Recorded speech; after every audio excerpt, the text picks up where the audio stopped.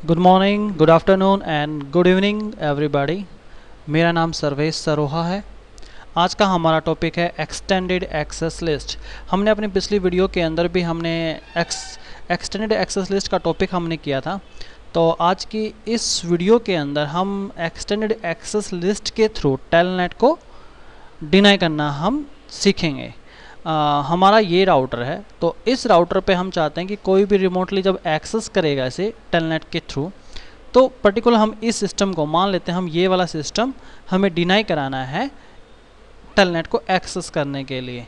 अब यहाँ पे आपके ये वाला पीसी या ये वाला कोई भी नेटवर्क में राउटर को रिमोटली एक्सेस तभी कर सकता है जब आपने राउटर के ऊपर टेलनेट को कॉन्फ़िगर करके रखा होगा। तो कॉन्फ़िगर सबसे पहले हम यहाँ पे अपने इसको कॉन्फ़िगर कर लेते हैं टेलनेट को। तो कॉन्फ़िगर करने के लिए आपको जाना पड़ेगा अनेबल कॉन्फ़िगर मोड, इसके बाद लाइन VTY 015, एंटर। पासवर्ड मैंने यहाँ पर डाला CCNA, एंटर। और लॉगिन, एंटर। एग्ज़िट। इसके बाद हम यहाँ पे अनेबल मोड के ऊपर भी पासवर्ड लगा देते हैं। अनेबल मोड के ऊपर पासवर्ड लगा रहे हैं enable secret Cisco, enter. Exit. जब हमने यहाँ पे अनेबल मोड के ऊपर पासवर्ड इसलिए लगाया कि जब रिमोटली जब एक्सेस किया जाएगा किसी भी नेटवर्क के किसी पीसी से, तो हमें वहाँ पे एक एरर मैसेज देगा कि अनेबल मोड के ऊपर कोई भी पासवर्ड आपका नहीं है। तो सिक्योरिटी पर्पज़ से आपको यहाँ पे पासवर्ड लगाना पड़ेगा राउटर के ऊपर। अब देखिए, इस राउटर के 3 इंटरफेस है और तीनों इंटरफेस के ऊपर IP असाइन है और तीनों इंटरफेस के आपकी LAN कनेक्ट है। जब मैं यहाँ से इस राउटर को एक्सेस करूँगा टेलनेट के थ्रू, तो मैं तीनों ही IP से एक्सेस कर सकता हूँ। मैं CL पोर्ट का जो IP है उससे टेलनेट को एक्सेस कर सकता हूँ, राउटर को एक्सेस कर सकता हूँ। इस फास्ट इथरनेट पोर्ट जो IP उसके थ्रू भी एक्सेस कर सकता हूँ। फास्ट इथरनेट 0/1 इसके थ्रू भी मैं राउटर को एक्सेस कर सकता हूँ। यदि आप देखना चाहें तो मैं एक बार आपको दिखा भी दे देता हूँ। डेस्कटॉप, यहाँ पे जाएंगे हम कमांड प्रॉम्प्ट, और यहाँ पे राउटर को एक्सेस करने के लिए हमारी कमांड है टेलनेट, क्योंकि टेलनेट को हम यहाँ पे कॉन्फ़िगर कर चुके हैं, राउटिंग है हमारी यहाँ पे। अब देखते हैं, तो हमारे CL पोर्ट के ऊपर जो राउटर के ऊपर IP चल रहा है वो 10.1.1.1 है। तो देखिए हमारा एक्सेस हो रहा है। मैंने अभी पासवर्ड नहीं डाला यहाँ पे। यदि मैं इसके फास्ट इथरनेट की बात करूँ तो उसको भी एक्सेस कर रहा है। राउटर एक ही है लेकिन उसको 3 IP से 3 इंटरफेस से मैं एक्सेस कर सकता हूँ। 30 यहाँ से भी एक्सेस कर रहे हैं, तो हम यहाँ पे इसको डिनाई कराएंगे। अब एक्सटेंडेड एक्सेस लिस्ट हम यूज़ कर रहे हैं, तो आप एक्सटेंडेड एक्सेस लिस्ट को कहाँ लगाओ, इस राउटर पे हमें लगानी चाहिए या इस राउटर पे लगानी चाहिए। वैसे तो आप एक्सटेंडेड एक्सेस लिस्ट को किसी भी राउटर पे लगा सकते हो, इस पे भी लगा सकते हो और इस पे भी लगा सकते हो, लेकिन जो एक तरीका है वो आपके सोर्स के सबसे जो नियरेस्ट राउटर होगा और जो इसकी नियरेस्ट इंटरफेस होगी उसी के ऊपर ही आप एक्सटेंडेड एक्सेस लिस्ट लगाओगे। तो यहाँ पे हम अपनी एक्सेस लिस्ट को क्रिएट करते हैं। क्रिएट करने के लिए वही अनेबल मोड, कॉन्फ़िगर मोड, और यहाँ पे जाके हम यहाँ पे यूज़ करेंगे एक्सेस लिस्ट, और एक्सेस लिस्ट का नंबर 100 से लेके आप 199 तक यूज़ करेंगे क्योंकि हम एक्सटेंडेड एक्सेस लिस्ट यूज़ कर रहे हैं। इसके बाद हम यूज़ करेंगे यहाँ पे डिनाई। हमें डिनाई कराना है किससे,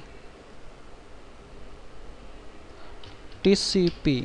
यदि सोर्स एड्रेस हमारा ये है होस्ट, हमने डाला 40.1.1.2 और डेस्टिनेशन एड्रेस होस्ट। अब यहाँ पे आपको 3 स्टेटमेंट हमें बनाने पड़ेगी क्योंकि वो राउटर डेस्टिनेशन एड्रेस हमारा ये 3 हैं यहाँ पे राउटर के लिए। तो हम यहाँ पे होस्ट और डालेंगे 10.1.1.1 और ऑपरेशन यूज करेंगे इक्वल टू, इसको थोड़ा बड़ा कर लेते हैं यहाँ पे, और पोर्ट नंबर हम डालेंगे यहाँ पे 23। जो आपका टेलनेट जो काम करता है वो 23 पोर्ट नंबर पे काम करता है। जो सेकंड स्टेटमेंट है वो भी हम यहाँ पे डाल देते हैं 20 और 30, 3 इंटरफेस है हमारे, एंटर। इसके बाद हम permit access list 100 IP any और एंटर प्रेस कर दी। सॉरी, अब तो आप यहाँ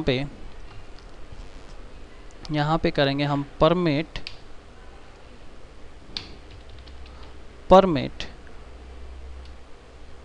IP एनी। यहाँ पे डबल हमने लिस्ट लगा दिया। यहाँ देखिए अब चल जाएगी हमारी access list 100 permit IP any. कोई भी सोर्स हो, कोई भी डेस्टिनेशन, बाकी सभी यहाँ पे अलाउ होंगे, लेकिन खाली इस डेस्टिनेशन इस सोर्स के लिए हमने यहाँ पे हमने डिनाई की स्टेटमेंट हमने लगाई है। इसके बाद हम इसको इंटरफेस पे अप्लाई करेंगे तो हमारा जो इंटरफेस है यहाँ पे वो एक बार देख लेते हैं। 0/1 है, एंटर, IP एक्सेस ग्रुप और अपनी एक्सेस लिस्ट का नंबर और डायरेक्शन हमारी यहाँ पे इन आएगी। इन क्यों आएगी? क्योंकि आपका डाटा इधर से इधर मूव हो रहा है, तो ये इस राउटर के लिए इनकमिंग, और इनकमिंग के लिए मतलब इनबाउंड, तो यहाँ पे इनबाउंड पूरा ना लिख के खाली आप इन का यूज़ करेंगे। एग्जिट। चलिए एक बार वापस फिर मैं इस पीसी पे आता हूँ और यहाँ से सर्वर से मैं इस राउटर को एक्सेस करने की कोशिश करता हूँ, तो क्या इस बार होगा? नहीं होगा। ट्राइंग। तो यहाँ पे नहीं हो सकता। इस बार 20 को भी चेक कर लेते हैं, तो 20 भी नहीं कर पाएगा, ऐसे 10 भी नहीं कर पाएगा। और लास्ट में हम यदि दूसरे पीसी से चेक किया जाए 40/1 से डेस्कटॉप पे यहाँ पे जाके कमांड प्रॉम्प्ट और यहाँ पे यूज़ करेंगे टेलनेट 10.1.1.1, तो एक्सेस कर रहा है। तो हमारी यहाँ पे जो हमने एक्सेस लिस्ट लगाई, तो जैसे ही हमारा राउटर के पास यानी कि इस राउटर के पास इनकमिंग के इस डायरेक्शन पे जब आता है, यानी कि सोर्स में एड्रेस जो आपका सोर्स एड्रेस है और डेस्टिनेशन एड्रेस, तो जब चेक करता है तो स्टेटमेंट हमने डाली है डिनाई, तो उसको डिनाई करा देगा पर्टिकुलर टेलनेट के लिए। लेकिन सही जो तरीका है वो टेलनेट को रोकने का ये तरीका अपनाया नहीं जाता। इसको रोकने के लिए हम यहाँ पे रीज़न क्या है, क्योंकि क्यों नहीं अपनाया जाता? यदि मान लो हमारे इस राउटर पे कोई एक इंटरफेस कम भी हो सकती है, या हमारी एक ब्रांच से हमारा राउटर और कनेक्ट हो रहा है, तो ये एक सीएल पोर्ट की और रिक्वायरमेंट पड़ेगी, तो उस सीएल इंटरफेस पे भी एक IP डलेगा, उसकी ऊपर राउटिंग होगी। मैं टेलनेट को रोकने के लिए स्टैंडर्ड एक्सेस लिस्ट इस इंटरफेस पे भी अप्लाई कर सकता हूँ। मान लो मैंने यहाँ पे एक एक्सेस लिस्ट लगाई जिसके अंदर मैंने सोर्स एड्रेस ये डाल दिया 40.1.1.2 डिनाई हो जाए इनबाउंड पे, तो जैसे ही इंटरफेस पे ये आएगा तो टेलनेट भी और मतलब हर टाइप के पैकेट्स के यहाँ पे ड्रॉप हो जाएंगे। ना तो ये सर्वर हमसे टेलनेट एक्सेस कर सकता, ना ये कोई भी डाटा किसी भी टाइप का आपके चाहे वो FTP का है, चाहे वो आपके HTTP का किसी भी टाइप का पैकेट ये आगे फॉरवर्ड नहीं कर पाएगा। तो फिजिकल इंटरफेस पे लगाने से बेटर है आप लाइन VTY पे लगा दो।